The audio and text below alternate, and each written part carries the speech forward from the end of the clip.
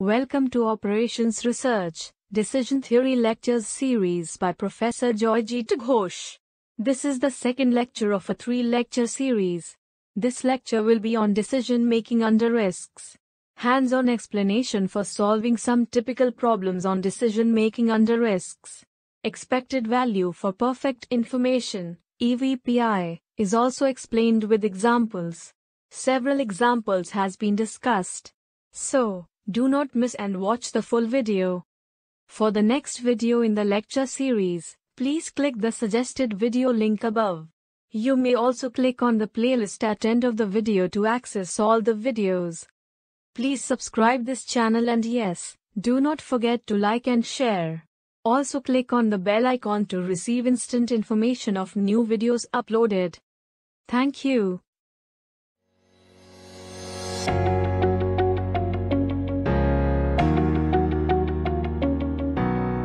Hello friends, welcome to this lecture 2 of 3-lecture series on decision theory. In this lecture, we'll be discussing about decision making under risk, some typical problems related to decision making under risk.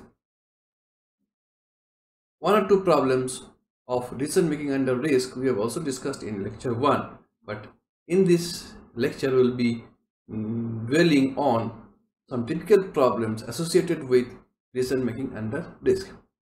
So what is decision making under risk? In decision making under risk, there is a probability associated with the states of nature. That means we know what is the probability of occurring a particular occurrence of a particular state of nature, that is known to us, and therefore it is called decision making under risk, because we are not certain here. There is a risk factor associated with the state of nature. So problems based on this are very much prevalent in business scenario, and we'll see how this can be associated with business with some typical example. One of the most common example is a newspaper boy. The problem with this newspaper boy is that it's a problem very similar to one we face in everyday business, is that how much we should produce depending on the sales. So if you produce more, then there is a loss. If you produce less, then also there is a loss because you can lose customers. So therefore very often in business we have to take a decision how much to produce. That is one of the examples. Similarly, how much to produce, how much to store, all these are there. These examples typically can be associated with any of the business decision scenario, and we'll start with this problem. This is a typical problem where there is a newspaper boy, and the newspaper boy has to purchase certain number of newspaper, and the probabilities of the selling of the newspaper is given, and accordingly how much newspaper the newspaper boy should buy so that he can sell and earn profit. That is the main purpose of this example. So let's start. So this is the problem. A newspaper boy has the following probabilities of selling a magazine. That means number of copies that is sold, 10, is probability of 10%. So 11, 15%, 12, 20%, 13, 25%, and 15, 30%. Now how much newspaper should he order? Now there are some conditions given here. The cost of each copy is 30 paisa and sale price is 50 paisa. That means selling a newspaper, he earns 20 paisa. However, he cannot return the unsold copy. That means if a copy is not sold, he loses 30 paisa. If a copy is sold, he earns a profit of 20 paisa. If a copy is not sold, it loses a amount of 30 paisa. Okay, so in this problem, let D be equal to demand and S is equal to stock. So if D is greater than equal to S for the newspaper boy, the demand is more than what the newspaper stock, then the profit will be equal to 20 paisa into S, and there is no loss because D is always greater than S. So if D is less than S, then the profit is 20 into D minus 30 into D minus S. So these are the two conditions based on which we'll find out the payoffs. Now these are my states of nature. This is probability associated with these states of nature. These are my states of nature. And what is my alternatives? Alternatives are to purchase 10, 11, 12, 13, 15. That means stock. This is my stock 10, 11, 12, 13 and 15. Accordingly, we can construct the table based on the possible stock action. It is given like this. So here you can see, so if he stocks 10, so this, say here our states of nature are this. So in this problem, states of nature is row wise, whereas the alternatives are column wise. Okay, so mind this difference. So here, if the newspaper boy decides to purchase 10 copies, and if the demand is 10, he earns 10 into 20, that is 200. Similarly, stocks 10, so demand is 11, so he earns 200. Stocks 10, demand is 12, so likewise 200, 200, 200. Now if he stocks 11 and this demand is 10, that means he earns a profit of 200 minus 30 into 1, that means one extra copy he has to, that is unsold, that is a loss. So 200 minus 30 is 170. So likewise 140, 130, 110 and 50. So entire table is made like this, and we are interested in finding out the expected value of money, that is EVM, or expected monetary value. For EVM, we have to multiply each term, each of these into this, 0.1 into this, 0.1 into this, 0.1 into this, like this. All this will multiply, then we'll add it here, add all the columns. Okay, in this case all the alternatives. So likewise in the previous problem we are doing it row wise, here we are doing column wise. So here, so adding this, multiplying this and then adding, we get the total expected profit is this. So therefore it can be said that the newspaper boy should purchase 12 copies of paper, and the total expected profit is 222.5. Now this is an expected profit.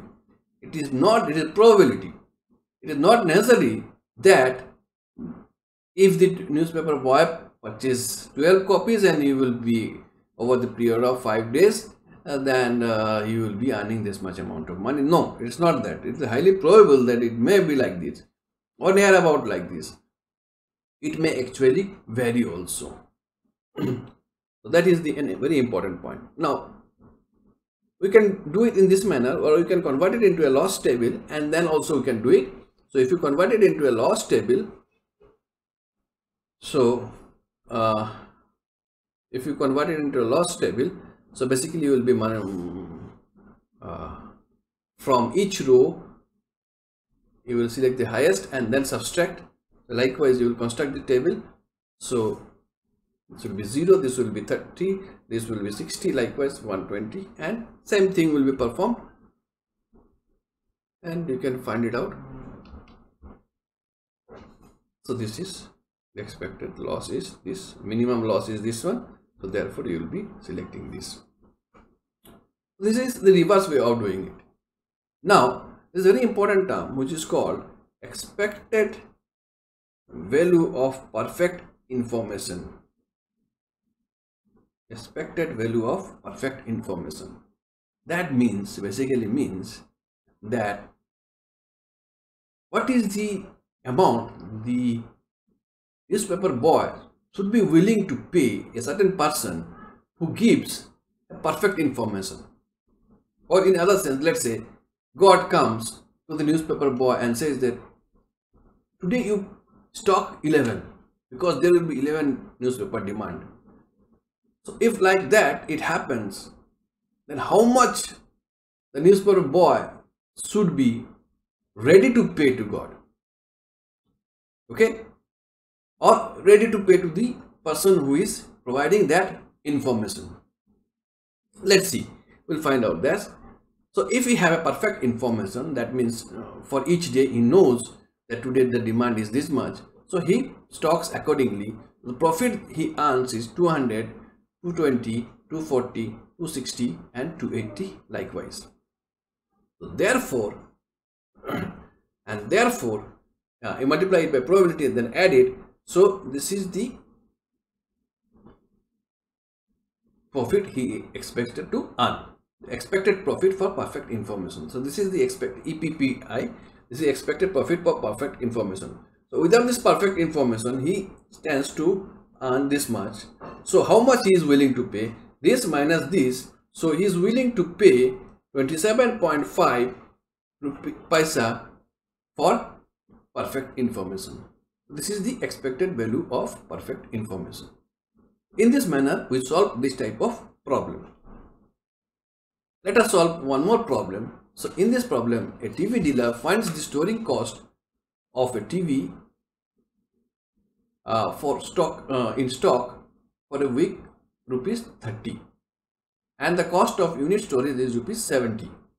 For one particular model TV, the probability distribution is given as follows. So this is the probability distribution given. Now, how many units should the dealer order? Now, this is a minimization problem. This is a minimization problem. So, you have to minimize the solutions. You have to minimize the cost. So here the conditional cost is, see here, so cost of storing is 30 rupees for storage and the cost of unit storage is rupees 70 for one particular model is given like this. So the conditional cost will be 30 into S plus 70 into D minus S. So if the company is not able to supply, then he loses rupees 70. It is quantified. So what is this rupees 70 he is losing? He may lose in terms of reputation, he may lose in terms of business. So this is quantified in terms of monetary value, that is rupees 70. Okay. So stock cost is this one, 30 into the stock amount plus 70 into D minus S when demand is greater than supply. If demand is less than supply, then the conditional cost is this. Okay. So therefore we can construct the payoff matrix. We can construct, let us solve this in Excel.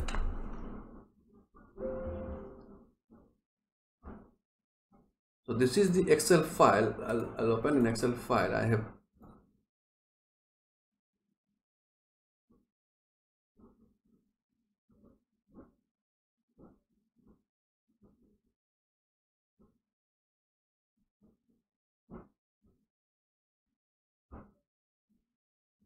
okay. This was the value that was given to us. So for a week from 0 to 6, this is the sales demand. This is demand and this is the stock. Now by the condition that is given to us, that if D is greater than or equal to S, if D is greater than or equal to S, so here we can write like this: if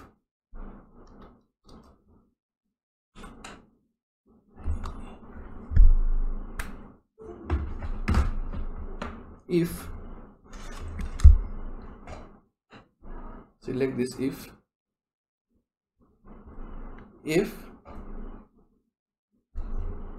this is greater than or equal to this, then 30 into this plus 70 into this minus this, else 30 into this. That is the logic. So now here I'll refer to this as absolute value,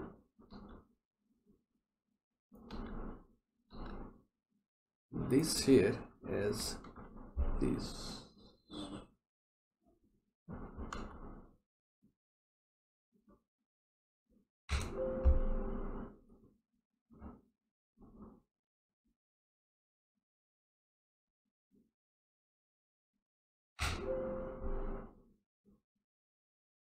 There's some issue with the formula. Let's see what is the problem with this formula.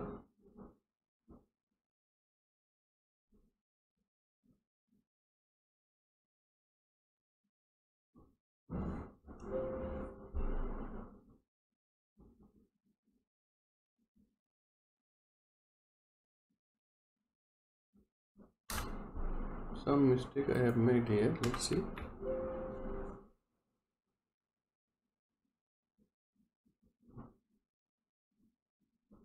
Okay, let's redo it.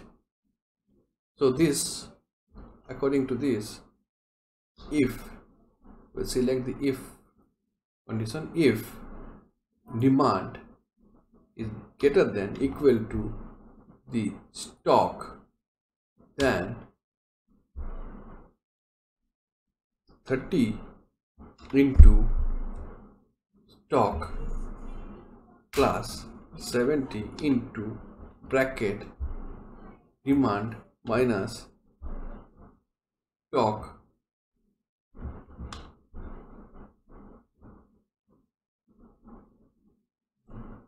else 30 into stock, close the bracket, enter.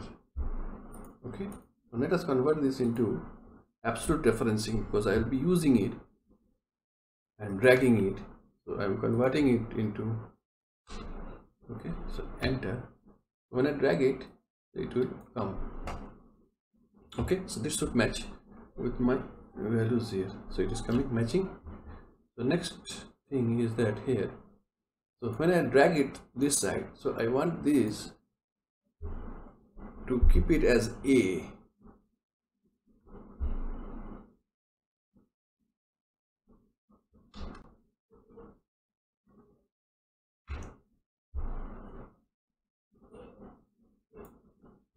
Okay, now it is coming 0 because this I have to convert it to D. This I have to convert it into D because this is the demand. D is the demand, current demand. D and D. So it is coming out to be like this. I'll drag it here. This will be E.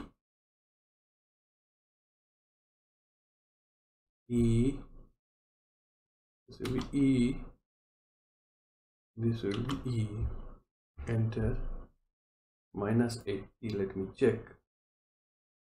Yeah, I missed a mistake.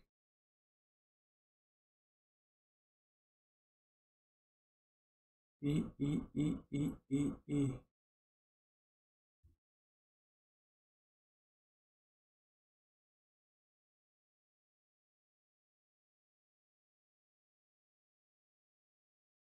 Okay, so this is the mistake. This should be like this.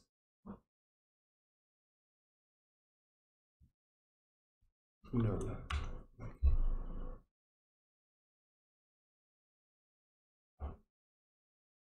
This should be F. F, F, F. This is 90.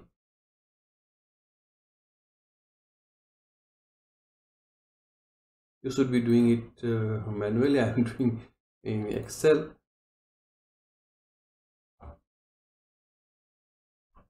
G, G, G. This should be G. This should be G.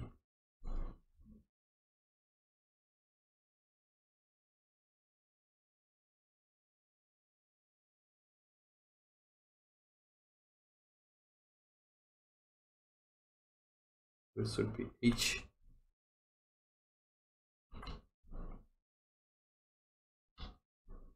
This should be H. Drag.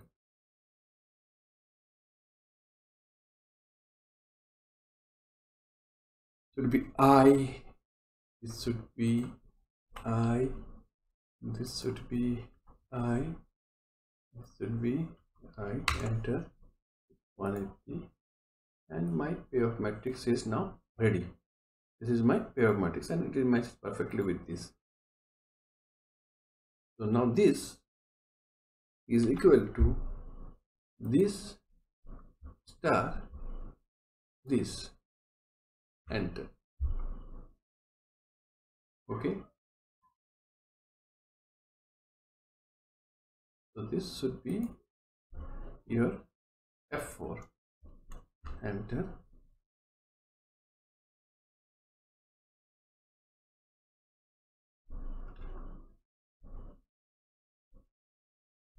Zero, 3, 6, 9, 12, 15, 18.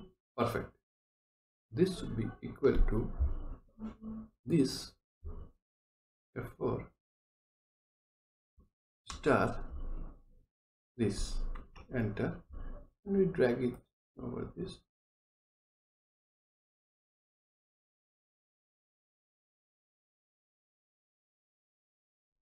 Equal to this F4. F4 makes it absolute referencing. So this is star this. Enter and drag it. Equal to this F4 star this. Enter.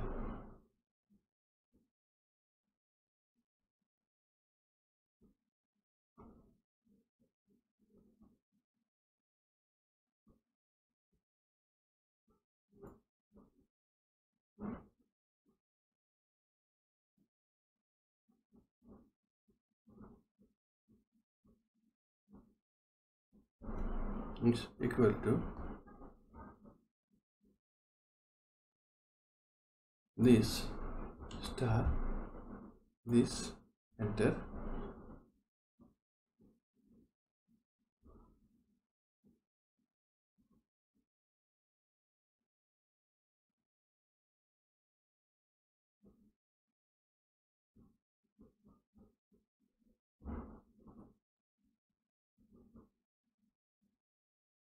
P9. Oh, sorry. Equal to this F4 star this. Enter and we drag it. It is equal to this star this. Enter and we drag it.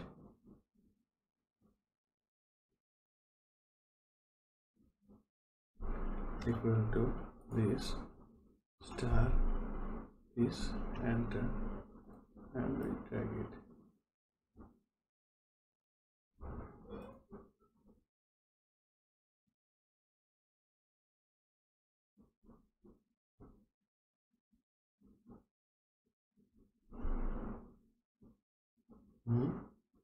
Okay, this should be F4. Enter. This should be F4. Enter. This should be F4, enter. Okay, so here you can see the minimum. This is a minimization problem, so minimum is this one. So therefore the person should stock 3 TVs.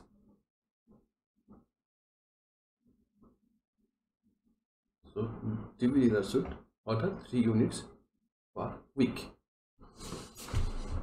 So in this manner we will solve this. Now if we have to find out the expected value of perfect information, so then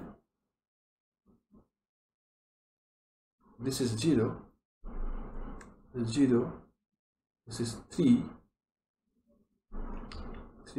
then 12, 22.5, 30, sorry, 18, again 22.5, press enter. This is 87, so 132 minus 87, 45.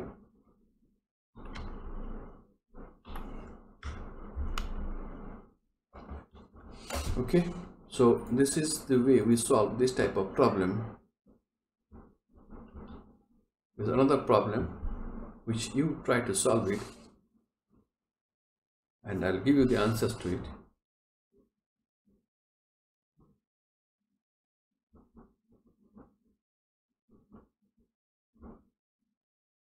And the expected value of perfect information is 1550.